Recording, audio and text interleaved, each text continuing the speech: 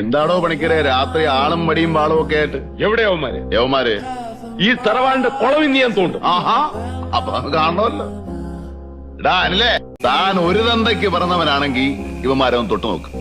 അപ്പ അറിയാ ഇല്ലിക്കൽ കുട്ടപ്പായി ആരാണ്. അടിച്ച നിരത്തുകടായി ഒട്ടുപോയ ചുട്ടുകളയും പട്ടി കഴിവുള്ളവന്മാരെ. അല്ല, കുളം തോണ്ടാൻ തൂമ്പായും കൂന്താലിയും ഒന്നും കൊണ്ടുവന്നിട്ടില്ലയോ?